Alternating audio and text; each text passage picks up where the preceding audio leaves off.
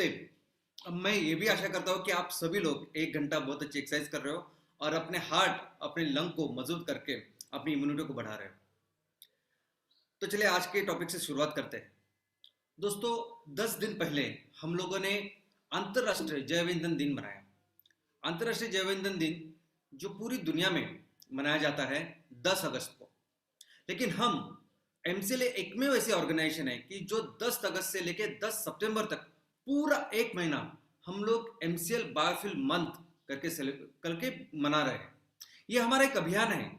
इस पूरे महीने में हम लोग चाहते हैं कि हम पूरा फोकस करके, पूरा मेहनत करके ये जो इंडस्ट्री है, ये हमारे देश के बायोफ्यूल इंडस्ट्री को हम लोग एक अगले बड़े स्तर पे लेके जाए।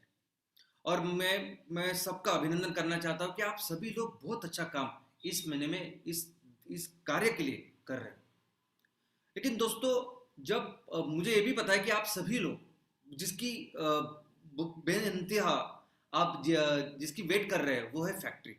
और हाँ, सभी लोग फैक्ट्री के लिए काम कर रहे हैं। सभी लोग चाहते हैं कि जल्दी से जल्दी उनके तहसील में फैक्ट्रियाँ लगे, जल्दी से जल्दी वो फैक्ट्रियाँ लगे और वो चालू हो जाए। लेकिन दोस्तों, जब हम किसी बिजनेस की बात करते हैं तो बिजनेस का अर्थ समझना जरूरी है।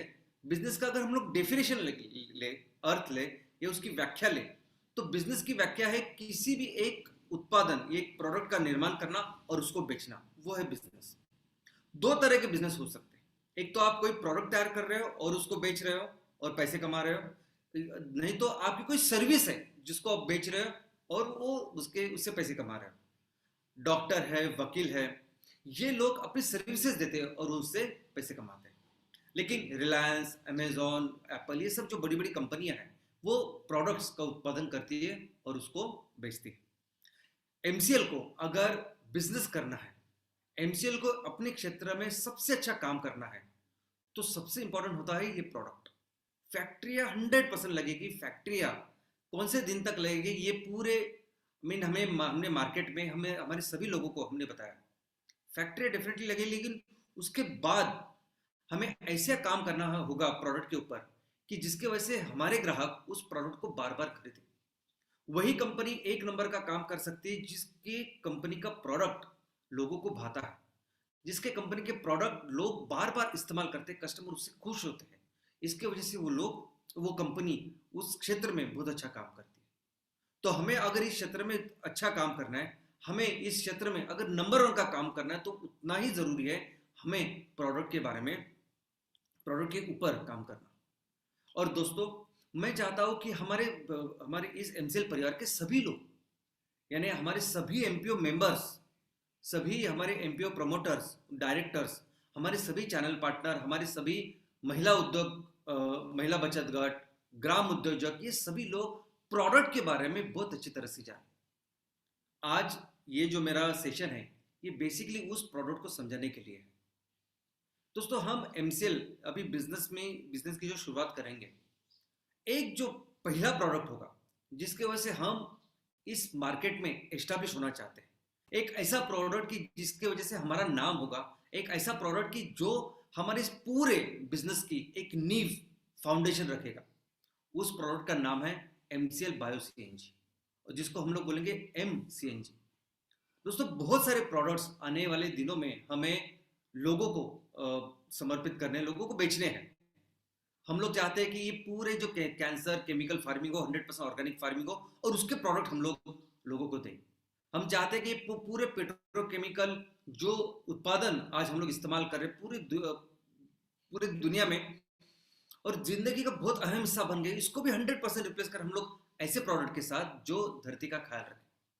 लेकिन ये सब आने वाले दिनों में जो पहला प्रोडक्ट है जो हमें, जिसके साथ हमें लॉन्च करना है, जो हमें एस्टैब्लिश करने वाला है, उस प्रोडक्ट का नाम है एमसीएल बायो सीएनजी। तो चलिए उस प्रोडक्ट के बारे में आज जानते हैं। लेकिन उसके पहले हमें इस प्रोडक्ट को समझने के लिए उसके बैकग्राउंड को समझना पड़ेगा। बैकग्राउंड ये है कि आज जो भी ईंधन हम लोग इस्तेमाल करते हैं, वो ईंधन पृथ्वी के अंदर से आता है, जिसको हम लोग बोलते हैं खनिज ईंधन। ये खनिज ईंधन जो है, ये फोसिल फ्यूल जो है, खनिज, इस वर्ड को अगर आप समझेंगे तो बहुत सालों पहले वाला जो वैसे ही है उसको हम लोग खनिज बोल सकते हैं।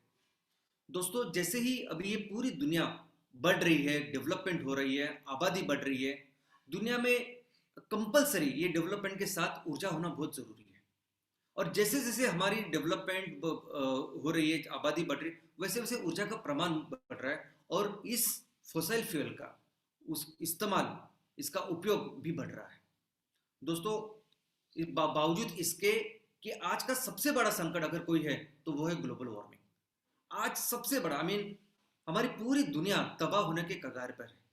और वो ऐसे नहीं कि हम लोग भविष्य के बारे में बोल रहे हैं। आज जो एमपी में, उत्तराखंड में, महाराष्ट्र में, उड़ीसा में, सभी की जगह जो हो रहा है, सिर्फ भारत में नहीं, बाकी के अगर सभी आप देश के बारे में भी आप देखोगे तो 10 में से 8 न्यूज़ आज ग्लोबल वार्मिंग की वजह से है।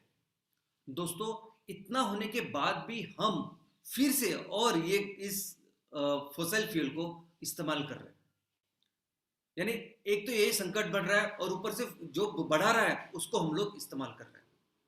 और ये जो फ्यूल है जिसका इस्तेमाल हम लोग कर रहे हैं, इसका वर्गीकरण 3 चीजों में हम लोग कर सकते हैं। एक घन रूप यानी सॉलिड, और जिसका एग्जांपल है कोयला। कोयला एक खनिज ईंधन है। दूसरा द्रव रूप, जो जिसको बोल सकते हैं हम लोग क्रूड ऑयल, और इसी क्रूड ऑयल से फिर petrol, diesel, LPG, jet fuel, ये सभी फ्यूल्स आते हैं। और तीसरा है वायु रूप, जिसमें आता है प्राकृतिक गैस। दोस्तों, प्राकृतिक गैस जब कंप्रेस करके उसको इस्तेमाल किया जाता है तो उसको हम लोग बोल सकते हैं कंप्रेस्ड नेचुरल गैस या सीएनजी। ये सीएनजी आज की तारीख में पूरी दुनिया में और हमारे भारत देश में भी ट्रांसपोर्टेशन का एक बहुत अहम हिस्सा बन चुकी है। सभी बहुत सारे गवर्नमेंट भी इस सीएनजी को प्रमोट कर रहे हैं। हम लोग भी देख सकते हैं कि हमारे देश में भी कई सारे शहरों में अभी सीएनजी का इंट्रोडक्शन हो चुका है। लेकिन दोस्तों, अगर आप देखोगे कि क्यों इतना ज़्यादा प्रमोशन सीएनजी का हो रहा है, क्यों गवर्नमेंट, और यही नहीं हमारे भारत देश ही नहीं, ऑल ओवर द वर्ल्ड लोग सीएनजी को ज़्यादा प्रमोट कर रहे हैं, गवर्नमेंट वहाँ की ज़्यादा प्रमोट कर रही है। और इसको जब प्रमोट करती है, जब इसके बारे में बताती है, तो इसको इको फ्रेंडली फ्यूल ऐसा कहा जाता है। यानी ये सीएनजी दुनिया के लिए, पर्यावरण के लिए बहुत अच्छा, अनुकूल ऐसा सीएनजी है, ऐसा ईंधन है। ऐसे करके हम पूरे दुनिया अब इसको प्रमोट कर रही है। इसका कारण यह है कि जो भी इमिशंस, जो भी प्रदूषण आज पेट्रोल डीजल की वजह से होता है, उसके कंपैरिजन में बहुत कम प्रदूषण सीएनजी का होता है। लेकिन एक बात याद रखना जरूरी है कि ये जो सीएनजी, जिससे प्रदूषण कम हो रहा है, लेकिन ये भी आज का सीएनजी जो भी हम लोग इस्तेमाल कर रहे हैं, वो आ रहा है फिर उस खनिज से, वो आ रहा है फिर उस पृथ्वी के अंदर से, जिसको हम लोग इस्तेमाल कर रहे हैं। भले ही उसका प्रदूषण कम हो, लेकिन आज वो जो संकट है हमारा ग्लोबल वार्मिंग, उसको कंट्रीब्यूट ही कर रहा है, उसको बढ़ा ही रहा है। और ये सभी ईंधन जो है, चाहे वो कोयला हो, तेल हो या हमारी प्राकृतिक गैस हो, ये सभी का अगर जो रॉ मटेरियल अगर देखोगे तो इस सभी का रॉ मटेरियल है बायोमास। बायोमास यानी सभी जो वनस्पति, सजीव, ये सब कुछ लाखों साल पहले जो वनस्पति थे, सजीव थे, वो दफनाए गए और उसके बाद ये ईंधन बने अलग अलग तरह से। तो बहुत पुराना जो था उससे तेल बना, उसके बाद कोयला, गैस, ऐसे हम लोग बोल सकते हैं। दोस्तों, हम लोग जो काम कर रहे हैं वो लगभग वैसे ही है। हम अपने इस प्रकृति के जो नियम है, प्रकृति की जो प्रक्रिया है, उसको ही फॉलो कर रहे हैं। हम कैसे ईंधन बना रहे हैं, हम कैसे, जैसे अभी प्रकृति ने प्राकृतिक गैस बनाई, कैसे बनाई, तो उन्होंने बायोमास लिया और उसी बायोमास को वो हजारों सालों के बाद उन्होंने कन्वर्ट किया प्राकृतिक गैस में। अब इस प्राकृतिक गैस में क्या होता है, ये प्राकृतिक गैस वैसे ही हम लोग इस्तेमाल करते हैं क्या? नहीं। तो उसमें मीथेन होता है, बाकी के गैसेस होते हैं, फिर उसका शुद्धिकरण किया जाता है, प्यूरिफिकेशन, और उससे बनता है सीएनजी। हम लोग क्या कर रहे हैं, हम लोग भी वो बायोमास जो प्रकृति इस्तेमाल करती, उसको ही हम लोग अपने खेतों में उगाने वाले हैं, हमारे किसान भाई उगाने वाले हैं, और उसको हम लोग लेके उसकी प्रक्रिया करके हम उससे बायोगैस बनाने वाले हैं। अभी बायोगैस और प्राकृतिक गैस वो ऑलमोस्ट सेम है। बायोगैस में से भी मीथेन है और बाकी के गैसेस है, उसका भी शुद्धिकरण करते हैं और उससे हम लोग बना रहे हैं बायो सीएनजी। लेकिन दोस्तों, जिस प्रक्रिया को आज हजारों साल लगे, उसको हम लोग कुछ घंटे में करने वाले हैं। कैसे करने वाले हैं? तो उसकी वजह है कैटलिस्ट, उसकी वजह है उत्प्रेरक। उत्प्रेरक रसायन शास्त्र में आपने सुना होगा। उत्प्रेरक यानी वो चीज कि वो उस प्रक्रिया का हिस्सा नहीं होती, उसमें भाग नहीं लेती, लेकिन उसके होने से वो प्रक्रिया बहुत फास्ट जलद हो जाती है, उसकी वजह से वो प्रक्रिया और बेहतर हो सकती है। इसको बोलते हैं उत्प्रेरक, कैटलिस्ट। हम भी ऐसे कैटलिस्ट का उपयोग करते हैं, हम ऐसे उत्प्रेरक का उपयोग करते हैं। और अच्छी बात यह है कि ये कैटलिस्ट भी हमें प्रकृति प्रदान करता है। और ये कैटलिस्ट क्या है? सूक्ष्म जीव, माइक्रो ऑर्गेनिजम्स, ये जीवाणु, कीटाणु, विषाणु, और ये इनको हम बायो कैटलिस्ट करके बोलते हैं। और यही इस पूरी प्रक्रिया को बहुत जलद करती है और कुछ घंटे में हमें बायोगैस मिलती है। तो जैसे जैसे प्रकृति ने बनाया है वैसे ही हमारा ये प्रक्रिया है जो कुछ घंटों में हम लोग अपने खेतों में करने वाले हैं। लेकिन सबसे अच्छी बात मैं आपको बताना चाहता हूँ कि प्राकृतिक गैस अगर आप देखोगे तो एक सबसे इंपॉर्टेंट बात जानकारी मैं आपको देना चाहता हूँ। पूरी दुनिया के अंदर जितनी भी प्राकृतिक गैस मिलती है, जितने भंडार नीचे है जमीन के अंदर, 43% ऐसे भंडार है जिसका इस्तेमाल हम लोग नहीं कर सकते। क्यों? क्योंकि उस प्राकृतिक गैस में मीथेन के अलावा बाकी के गैसेस इतने सारे हैं, हाइड्रोजन सल्फाइड, कार्बन डाइऑक्साइड और बाकी के, कि उनका शुद्धिकरण करना इतना महंगा है कि इसको हम लोग फिजिबली उसको इस्तेमाल नहीं कर सकते, सीएनजी करके बेच नहीं सकते। तो 43% तो गैस हमारे लायक नहीं, उपयुक्त नहीं। वैसा हमारे बायो सीएनजी के बारे में नहीं। हम जो गैस हमारे यहाँ तैयार कर रहे हैं वो हमारे कंट्रोल्ड एनवायरनमेंट में, जिस तरह से हम लोग काम करें तो हम लोग देख सकते हैं कि कितनी मीथेन जनरेट हो रही है और बाकी के कौन से गैसेस हैं, और फिजिबिलिटी हमारे प्रोडक्ट में अच्छी है। दोस्तों, ये वो रिएक्टर्स है कि जिस रिएक्टर्स में ये पूरा बायोमास जाता है जो हमारे नेपियर ग्रास है, और उसमें से पूरी प्रक्रिया, पूरा कंप्लीट डाइजेशन होके इस प्रक्रिया से वो बायोगैस जो प्राकृतिक गैस के समान है वो निकलता है। अभी सीएनजी के स्पेसिफिकेशन अगर आप देखोगे ऑल ओवर द वर्ल्ड, आपके सीएनजी में कंप्रेस्ड नेचुरल गैस में 85% से लेकर 90% तक, यानी 85 से लेकर 90% तक उसमें मीथेन होना जरूरी है। ये स्पेसिफिकेशन है। लेकिन हमारा जो सीएनजी है, एमसीएल सीएनजी, वो एक प्रीमियम सीएनजी है। यानी बाकी की जो सीएनजी आज अभी आपको मार्केट में दिखाई देते हैं उससे बहुत बेहतर ये सीएनजी होने वाला है, जिसको हम लोग बोलते हैं प्रीमियम सीएनजी। वो कैसे होगा? तो दोस्तों, आज अगर आप पेट्रोल पंप पे जाते हो तो दो टाइप के पेट्रोल और डीजल होते हैं। एक तो आम नॉर्मल पेट्रोल डीजल और दूसरा प्रीमियम पेट्रोल डीजल। अब ये प्रीमियम पेट्रोल डीजल को पावर, स्पीड के नाम से जाना जाता है, और ये प्रीमियम पेट्रोल डीजल 5 रुपए 4 रुपए महंगा होता है। लेकिन ये प्रीमियम, ये महंगा वाला, अगर आप पेट्रोल डीजल अपनी गाड़ी में डालोगे तो इग्निशन, गाड़ी चालू करोगे तो आपको पता चलेगा कितना बेहतर हो गई है। पिकअप में ये बेहतर होता है, आपको एवरेज माइलेज अच्छी देगा, और अगर आप इसको इस्तेमाल ज्यादा देर तक करते हो तो आपका एमिशन, आपका धुआं भी कम कर देगा। और ये क्यों होता है? तो पेट्रोल में होता है ऑक्टेन और डीजल में होता है सीटेन। तो अगर ज्यादा ऑक्टेन वाला पेट्रोल अगर आप लेते हो, नॉर्मल पेट्रोल में कम ऑक्टेन होता है, और ये प्रीमियम पेट्रोल में ज्यादा ऑक्टेन होता है। वैसे ही नॉर्मल डीजल में कम सीटेन होता है, और ये जो महंगा वाला, ये बेहतर जो डीजल है उसमें ज्यादा सीटेन होता है।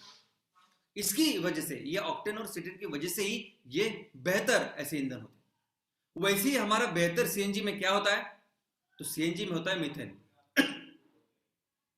तो सोचिए, अगर हमारे फ्यूल में, हमारे ईंधन में अगर 90% से ज्यादा मीथेन है तो एक बेहतर मीथेन करके साबित होता है।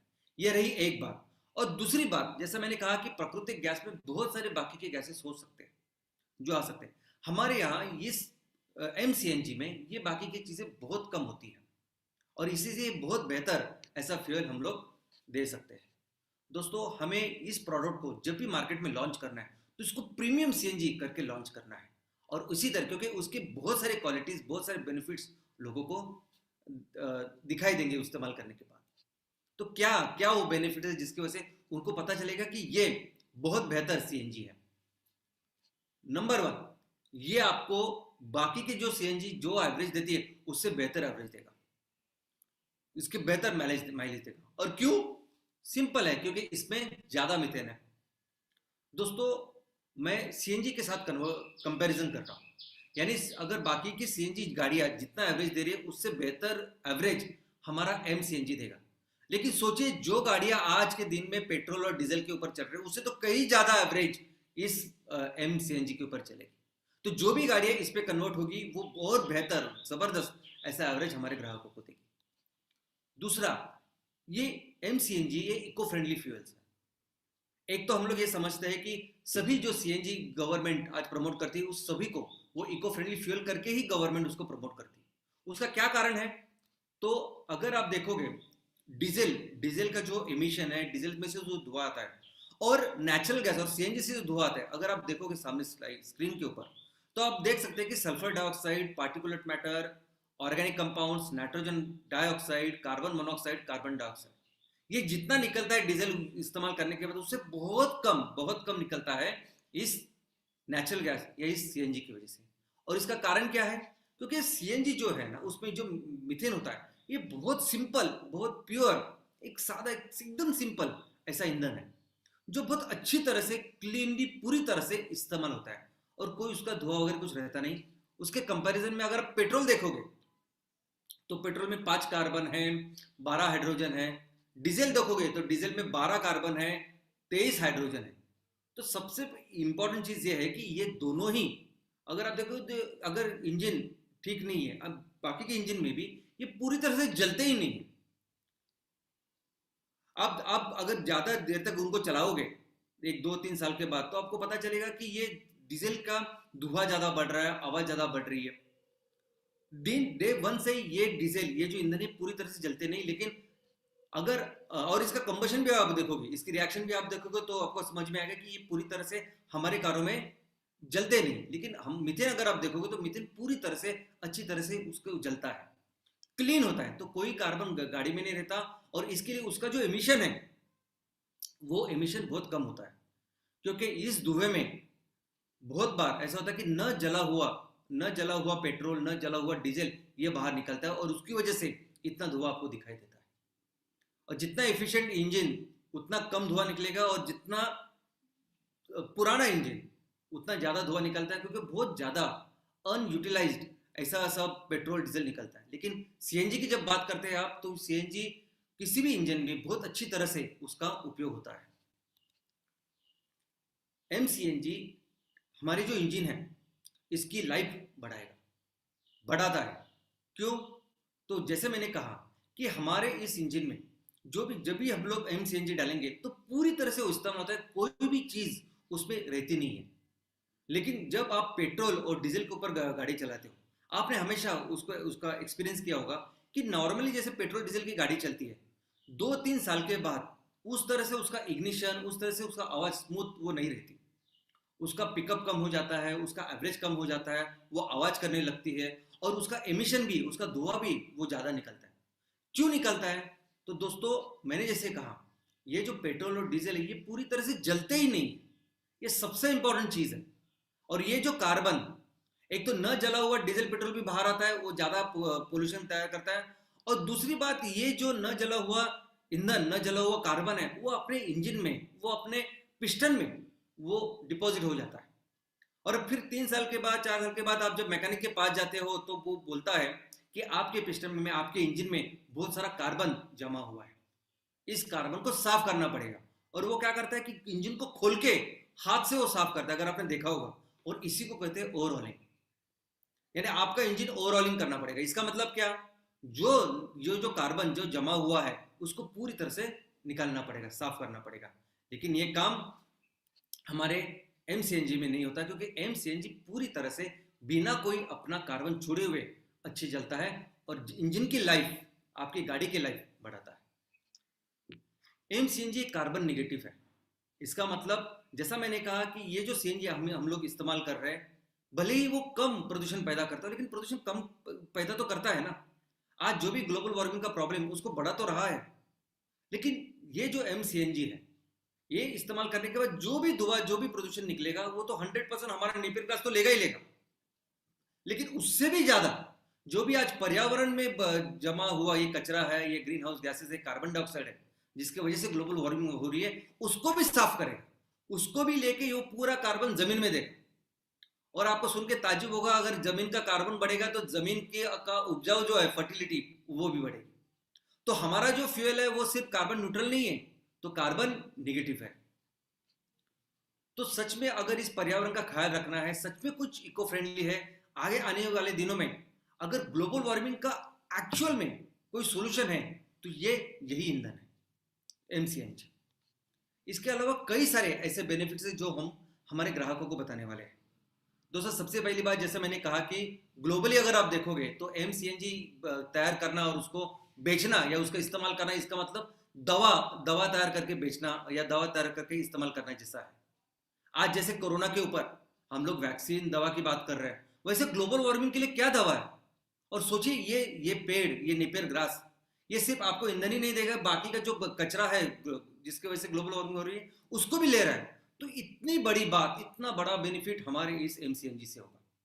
इसके अलावा क्या आपको पता है कि 7 से 7.5 लाख करोड़ हर साल अपना देश ये पेट्रोल डीजल, ये जो क्रूड ऑयल है उसको लेने के लिए देता है। सोचिए, वही 7 लाख करोड़ अगर हमारे देश में वैसे रहे तो हमारी सड़कें अच्छी होगी, हमारा एजुकेशन अच्छा होगा। और वो किसको देंगे हम लोग, किसके पास जाएंगे, तो हमारे किसानों के पास। तो हमारा देश कितनी तरक्की करेगा। हमारे किसान, जिसके ऊपर आज भी 50% से ज्यादा फैमिलीज, ये जो परिवार है वो डायरेक्टली इनडायरेक्टली डिपेंडेंट है, ये सब कितने अच्छे, कितने बेहतर हो जाएंगे, कितना सबलीकरण इनका होगा। उसके साथ ये महिला बचत गट, ये जिस तरह से हम लोग काम कर रहे हैं, ये सभी कामों को हम लोग बहुत बेहतर कर सकेंगे। बहुत सारी ऐसी चीज है जो इससे बेहतर होगी। ये सभी बेनिफिट्स हम जब एमसीएल सीएनजी या एमसीएनजी हम लोग ग्राहकों को देंगे तो ये बताएंगे, ताकि ग्राहकों को एक तो उनको अच्छा माल तो मिलेगा, वो देखेंगे, उनको पता चलेगा कि यस, ये सबसे अच्छा सीएनजी है। लेकिन उसके साथ उनके मन में ये भूमिका भी रहेगी, उनका ये भावना भी रहेगी कि नहीं, अगर मैंने ये खरीदा तो मैं अपने देश की सेवा कर रहा हूं, मैं अपने किसानों के लिए कुछ कर रहा हूं। तो उससे कौन है वो कस्टमर जो ये खरीदेंगे? कौन सी गाड़ियां हैं जो हमारे एमसीएनजी के ऊपर चलेगी और जिनके ग्राहक हमारे इस एमसीएनजी खरीदेंगे? तो नंबर 1, टू व्हीलर। दोस्तों, ये सभी टू व्हीलर यानी स्कूटर, मोटरसाइकिल, ये दोनों टू व्हीलर जो पेट्रोल के ऊपर चलती है, ये आसानी से हमारे एमसीएनजी के ऊपर चलेगी। और इसमें सिर्फ एक ही चीज करनी होती है कि हमें जो एमसीएनजी के जो सिलेंडर है वो रखने के लिए जगह बनानी होती है। ये बहुत आसानी से जो पेट्रोल का है, यानी दोनों पेट्रोल पे भी चलती है और सीएनजी के ऊपर चलती है, ऐसी है। इसके अलावा मोटरसाइकिल पे भी अगर आप प्रबंध करें कि किस तरह से वो उसकी जो टंकी है वो फिक्स की जा सकती है, तो आसानी से हम लोग हर किसी भी मोटरसाइकिल को भी सीएनजी के ऊपर कन्वर्ट कर सकते हैं। इसके अलावा रिक्शा और सभी थ्री व्हीलर्स, आजकल मैक्सिमम रिक्शा ये पेट्रोल पे के ऊपर चलती है, वो हम एमसीएनजी के ऊपर चला सकते हैं। बहुत सारी मेट्रो में जो रिक्शाएं आती है मेट्रो शहरों में, वो तो सीएनजी फिटेड रिक्शा ही कंपनियां बनाती है, वो तो आसानी से हमारे एमसीएनजी के ऊपर चला सकते हैं। और ऐसे सभी थ्री व्हीलर्स एमसीएनजी के ऊपर चल सकते हैं। सभी फोर व्हीलर्स,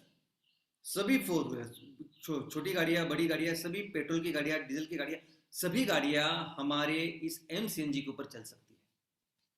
लेकिन पेट्रोल कार को एमसीएनजी के ऊपर कन्वर्ट करना आसान होता है। इसका कारण यह है कि पेट्रोल और सीएनजी का जो इग्निशन सिस्टम है वो सिमिलर होता है। पेट्रोल और सीएनजी का जो इग्निशन सिस्टम है वो होता है स्पार्क प्लग सिस्टम। इसलिए पेट्रोल की गाड़ी अगर आप सीएनजी के ऊपर कन्वर्ट करें, एमसीएनजी के ऊपर कन्वर्ट करें, तो वो कम खर्चे के होते हैं। इसलिए आप देखोगे कि अगर छोटी कारें होती है तो वो आसानी से सीएनजी के ऊपर कन्वर्ट होती है। लेकिन वो छोटी अगर डीजल की कार है तो उनको ये तय करना होता है कि वो कितना उसको इस्तेमाल करेंगे, और इसके हिसाब से जितना खर्चा वो करेंगे सीएनजी के लिए करने के लिए, क्या वो फिजिबल है। क्योंकि डीजल का अगर आप इग्निशन सिस्टम देखोगे तो वो बहुत अलग सिस्टम है, कंप्रेसर इग्निशन सिस्टम है। हवा गर्म होके कंप्रेस होके वो इग्नाइट करने के लिए ईंधन में डाली जाती है। तो वो सिस्टम पूरी तरह से बदलने के लिए ज़्यादा पैसे लगते हैं।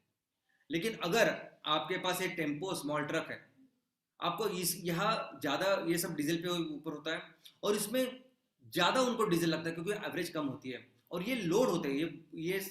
ये जो सभी कमर्शियल व्हीकल्स है ये ज़्यादा लोडेड होते हैं, बहुत ज़्यादा सफर तय करना पड़ता है और मैक्सिमम पैसा उनका ईंधन के ऊपर जाता है।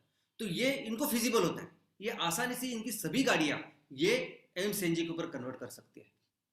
ये टेम्पो ट्रेवलर, स्मॉल ट्रक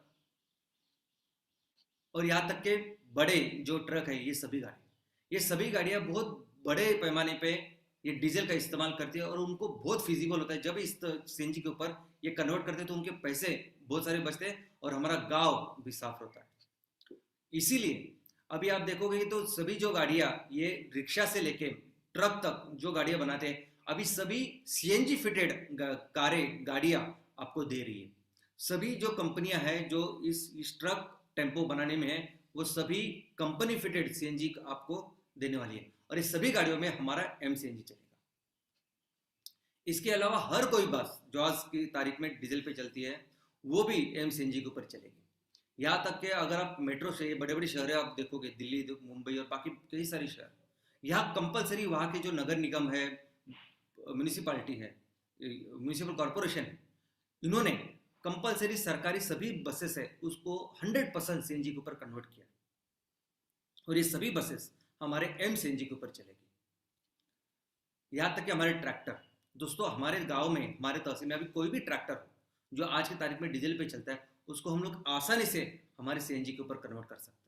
अगर आपको याद होगा तो कुछ दिन पहले ही हमारे माननीय नितिन जी गडकरी साहब ने पुराना ऐसा ट्रैक्टर जो डीजल पे चलता था उसको सीएनजी पे बनाया और उसको लॉन्च किया। और उसके बाद आप देख सकते हैं तो कई सारी कंपनियां जो सीएनजी फिटेड ट्रैक्टर भी उन्होंने मार्केट में लाया।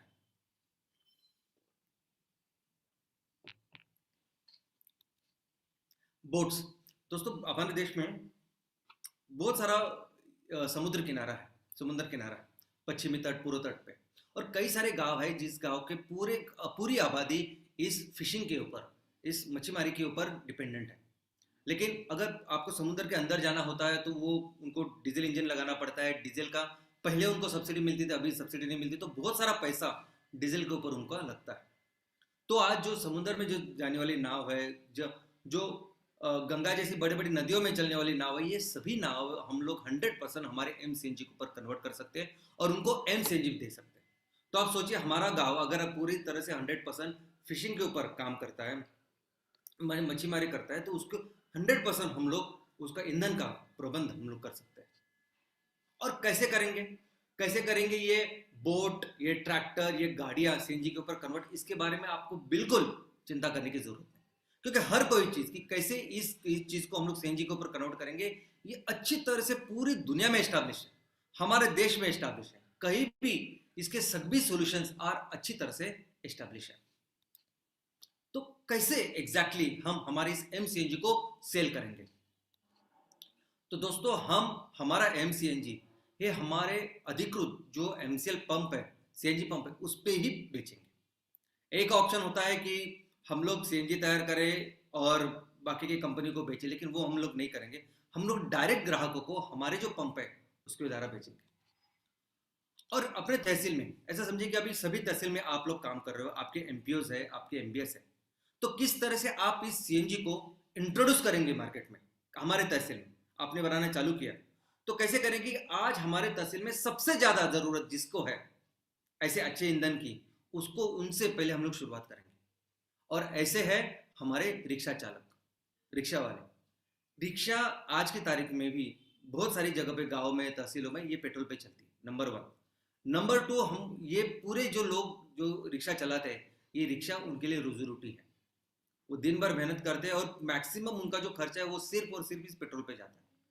तो हम अपने तहसील में सबसे पहले जो भी जितनी भी रिक्शा है, ऐसा सोचिए कि आज आपके यहाँ 1000 रिक्शा है, उसको पूरी तरह से 100% उनको हमारे एम सीएनजी के ऊपर कन्वर्ट करेंगे।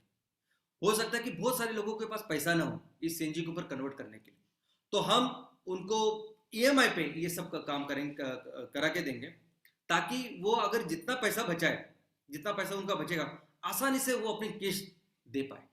लेकिन हम लोग देखेंगे कि ये पूरा जो आज जिसको जरूरत है, ऐसे सभी हमारे जो भाई लोग हैं, इनको इनकी सभी रिक्शाएं हम 100% एम सीएनजी के ऊपर कन्वर्ट करेंगे। दूसरे जो बाकी के पब्लिक ट्रांसपोर्ट जो हमारे तहसील में, गांव में है, उसको भी हम लोग 100% इस एम सीएनजी के ऊपर कन्वर्ट करेंगे और हमारे गांव को साफ सुथरा बनाएंगे। चालक मालक, कई सारे ऐसे लोग हैं जो गाँव में है, छोटे छोटे शहरों में है, कि जो एक ऐसा कोई वाहन खरीदते हैं और वो खुद ही उसको चलाते हैं। और जैसा मैंने कहा कि बहुत सारा 70 से 80% उनका जो खर्चा है वो सिर्फ और सिर्फ उनके ईंधन पे चलता है। तो ऐसे सभी जो गाड़ियाँ जिनको ज़रूरत है, जो जिनकी रोजी रोटी आज उसके ऊपर है, इसको हम लोग 100% हमारे क्लीन सीएनजी के ऊपर कन्वर्ट करेंगे, उनको लेके आएंगे। और बाद में जाएंगे स्मॉल कार ओनर्स। अभी स्मॉल कार ओनर्स का भी ऐसा है कि जिन्होंने एक छोटी गाड़ी ली है हमारी फैमिली के लिए, अपनी फैमिली के लिए, लेकिन अभी पेट्रोल इतना बढ़ गया है कि ये फिजिबल नहीं होता कि दूर दूर तक ये गाड़ी लेके जाए या हर दिन इसका इस्तेमाल करें। लेकिन सोचिए ये सभी स्मॉल कार अगर हम लोग ने एम सीएनजी के ऊपर कन्वर्ट की, तो आप आज की तारीख में जितना स्कूटर और मोटरसाइकिल में जितना आपका खर्च होता है ना ईंधन के ऊपर, उतने में आपकी ये 4 व्हीलर भी चलेगी। ऐसा हो सकता है। फ्लीट ओनर्स, हमारी तहसील में ऐसे ट्रांसपोर्ट के बिजनेस में होने वाले कुछ कंपनियां होगी जिनके पास खुद के ट्रक्स होंगे, गाड़ियां होगी, और इनके भी 70 से 80% जो खर्चा है वो खर्चा सिर्फ और सिर्फ ईंधन के ऊपर जाता है। इन लोगों के साथ हम लोग कुछ कॉन्ट्रैक्ट कर सकते हैं, एग्रीमेंट कर सकते हैं, ताकि इनकी सभी गाड़ियां हम डीजल से लेके सीएनजी के ऊपर कन्वर्ट करें। और इनको सीएनजी कहाँ मिलेगा, कैसे मिलेगा, इसकी भी व्यवस्था करें। तो आगे के ऐसा समझे कि 1-1 साल 2-2 साल तक हम लोग ऐसा एग्रीमेंट कर सकते हैं कि आपके पास जितना भी मार्केट में सीएनजी का रेट है उससे इतना कम, इतने में हम लोग कर सकते हैं। और ऊपर से बाकी के कुछ बेनिफिट्स हम लोग दे सकते हैं, जो मैं आने वाले दिनों में आपको बताऊंगा। वैसे ही हो सकता है टूरिस्ट और ट्रैवल्स के साथ। कुछ बसेस होती है, जैसे हमारे यहाँ मुंबई पुणे बसेस है, मुंबई गोवा बसेस है, या बाकी की जगह पे बसेस है, आपके यहाँ भी होगी। तो ऐसी कुछ कंपनियां होगी जिनके 2-4-5 बसेस है, 10 बसेस है। इनको भी हम लोग ये एग्रीमेंट, ये प्रस्ताव दे सकते हैं, उनके साथ भी ऐसा एग्रीमेंट कर सकते हैं कि कितना भी मार्केट में कोई भी सीएनजी हो उसे इतना कम हम लोग आपको देंगे, सब व्यवस्था करेंगे, और उसके साथ बहुत सारे बेनिफिट जो मैं आपको बताऊंगा वो करेंगे। और सबसे इंपॉर्टेंट बात है स्टेट ट्रांसपोर्ट कॉर्पोरेशन। दोस्तों हमारे सभी राज्यों में, राजस्थान, कर्नाटक, गुजरात, महाराष्ट्र, एमपी में राज्य सरकार के परिवहन उपक्रम है, और ये परिवहन उपक्रम लोगों की सेवा के लिए, ये बाकी के प्राइवेट बसेस जैसे काम नहीं करते कि इतने सारे जब तक लोग नहीं आते तब तक हमारी गाड़ी चलेगी नहीं।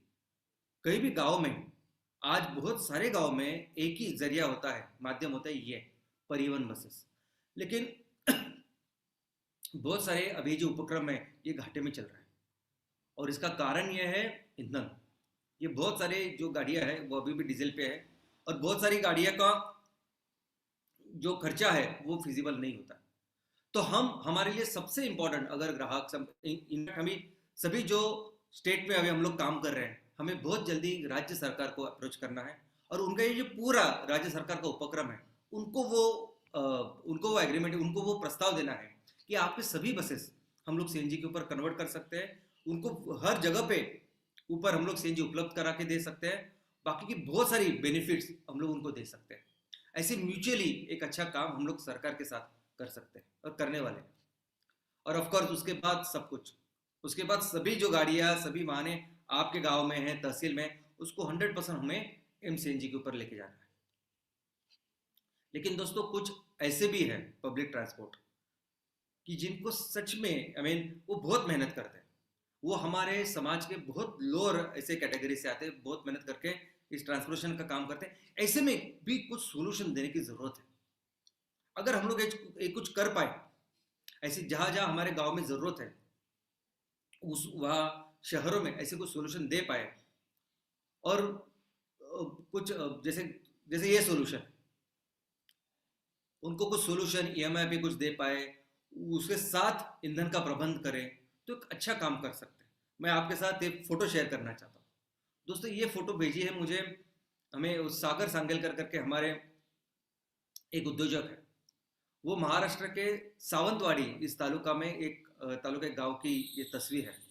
अभी आप देख सकते हैं, उन्होंने भी वहाँ का वो कहा है कि हमारे गांव में कुदरत ने दिया इतना कुछ है, इतना अमीर बनाया है कुदरत ने हमें, लेकिन देखिए आज भी गांव वालों को ऐसे उस सिलेंडर लेके सर के ऊपर वो चल के जा रहा है।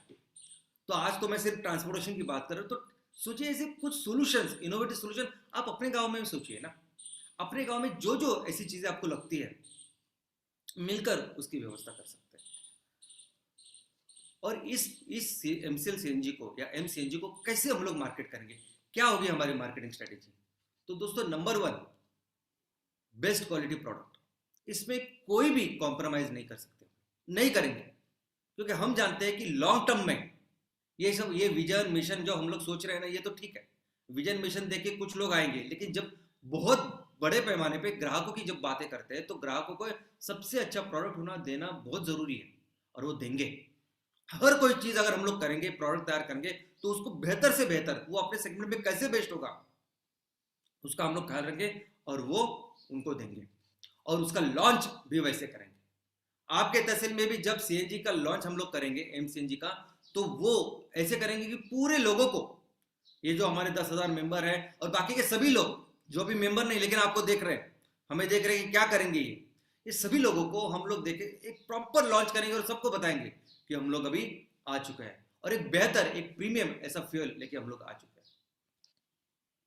और बेस्ट मार्केटिंग दुनिया में कहीं भी जाओ, किसी भी देश में जाओ, सबसे बेस्ट मार्केटिंग होती है कस्टमर की marketing, word of mouth. Customer, ग्राहक आपके बारे में क्या सोचता है, क्या समझता है, वो कैसे फील करता है, और वो सबसे बेस्ट ब्रांड एम्बेसडर आपका बन सकता है। आपको जरूरत है बहुत बड़ी बड़ी ऐड करने की। क्या आपने देखा है, एप्पल दुनिया की नंबर 1 कंपनी है। क्या आपने देखा, आपकी एप्पल की बहुत बड़ी बड़ी ऐड आती है। एप्पल का वो आईफोन है, वो उसको बेचने के लिए कोई बड़ी हस्ती आता है और आपको बेचता है, बहुत बड़े बड़े होर्डिंग्स, पोस्टर लगते हैं एप्पल के बारे में। ऐसा होता है कभी? नहीं होता है। क्या आपने देखा है कि मर्सिडीज का बहुत बड़ा जो मर्सिडीज नंबर 1 कंपनी है कारों के बारे में, उसकी बहुत बड़ी मार्केटिंग होती है, बहुत बड़े बड़े स्टार होते हैं, मार्केट वो वीडियोज होते हैं। ऐसा कभी देखा आपने? कभी नहीं।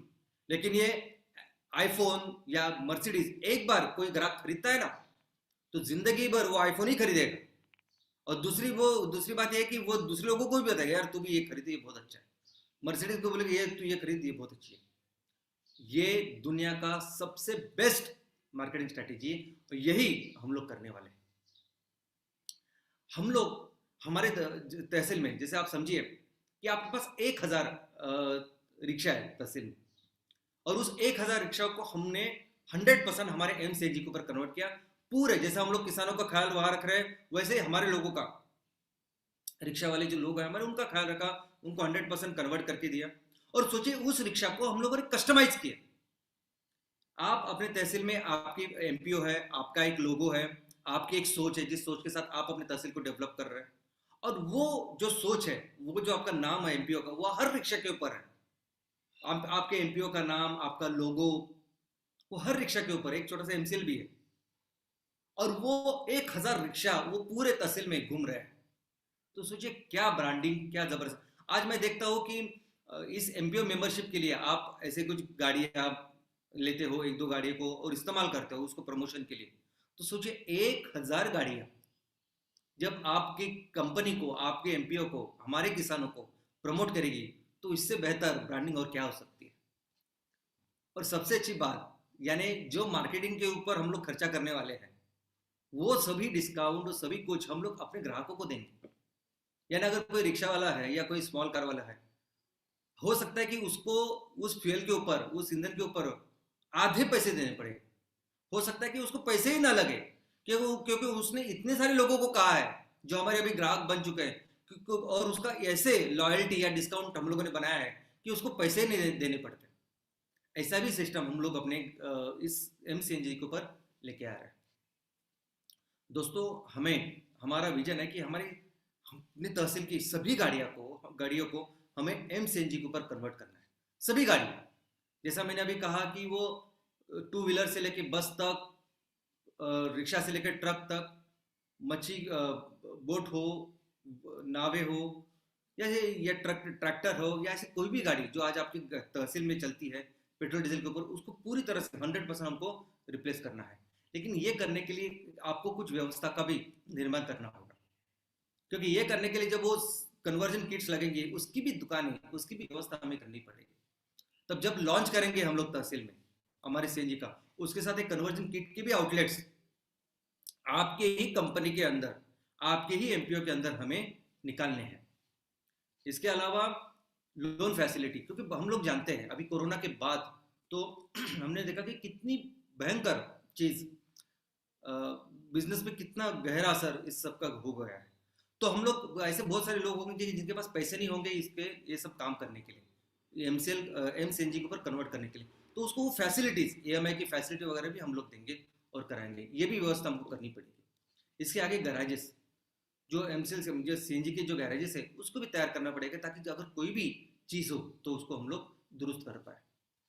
इसके बारे में कुछ क्वेरीज लोग हमेशा बोलते हैं कि हमारे गांव में 10,000 मेंबर आप करते हैं तहसील में, तो 500 या 1,000 अगर वहाँ फार्मर है, 1,000 वहाँ किसान है और उसने एक एकड़ पे भी किया तो आपके इतने बन जाते हैं, ऐसे बन जाते हैं, वैसे बन जाते हैं, तो क्यों चाहिए? दोस्तों, मेरी आपसे एक ही विनती है, आप जितना कर सकते हैं अपने तहसील में इसको करिए। ये हम लोग जो तैयार कर रहे हैं ना, ये कोई आम ईंधन नहीं, ये दवाई है। इस ग्लोबल वार्मिंग जो भी हम लोग देख रहे हैं ना हमारे सामने, ये जुलाई जो है ना, ये दुनिया ये सबसे हॉटेस्ट जुलाई हुआ है, रिकॉर्ड हुआ है। इतना इतना ज्यादा तापमान कभी नहीं था जो भी इस जुलाई में हुआ। ये आप नहीं समझ सकते। आप सिर्फ अपना काम कीजिए, ज्यादा से ज्यादा जितना हो सके उतना पूरा सीएनजी का निर्माण कीजिए, पूरी दुनिया में हम लोग बेचेंगे।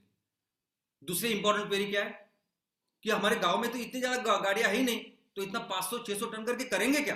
बेचेंगे कहां? और हमारे गांव से लेके वो पुणे तो इतना दूर है, आगरा तो इतना दूर है, इंदौर तो इतना दूर है, वहां कैसे लेके जाएंगे? आपको शायद पता नहीं एक वास्तविकता, ये जो सीएनजी आप हम लोग जो इस्तेमाल कर रहे हैं ना, वो ईरान हजारों किलोमीटर से हमें लाके देता है। और अभी तो अमेरिका भी हमको ये प्राकृतिक गैस दे रहा है। अमेरिका वो पाइप से दे रहा है, वो जहाजों में वो एलएनजी करके दे रहा है। हम भी कैसे सीएनजी से एलएनजी करेंगे, देंगे? आपको इसकी चिंता करने की जरूरत नहीं। अगर आप तमिलनाडु में कर रहे हैं सीएनजी तैयार और हमें जम्मू कश्मीर में भी देना है तो बहुत आसान है, बिल्कुल उसकी चिंता मत करिए। तो ये जो दो क्वेरीज है, ये जब हम लोग करेंगे तब आप समझेंगे। लेकिन दोस्तों, मैं चाहता हूं कि आप पूरी तरह से इस काम के ऊपर फोकस करें। इस महीने में बहुत अच्छे रिजल्ट्स हमें करके दिखाने हैं, सिर्फ लोगों के कस्टमर के लिए नहीं, हमें दुनिया को दिखाना है कि एक्चुअली सस्टेनेबिलिटी क्या है, एक्चुअली कौन से ईंधन का निर्माण करना है और कैसे प्रकृति को फॉलो करना है। ये जो आज रिन्यूएबल के नाम पे जो कुछ हो रहा है, वो उसके बारे में मुझे कुछ बोलना नहीं, लेकिन ये सबसे बेहतर, सबसे अच्छा रास्ता है जिसके ऊपर हमें आगे हजारों साल, लाखों साल हम लोग काम कर सकते हैं और ये दुनिया का ख्याल रख सकते हैं। तो मैं चाहता हूं कि ऐसा ही अच्छा काम आप करें। इस प्रोडक्ट के ऊपर और बेहतर सेशंस में लेके आऊंगा। फिलहाल इस महीने के जो टारगेट्स है, जो हमें काम करना है, उसके ऊपर फोकस करिए। And all the very best for your work. Thank you.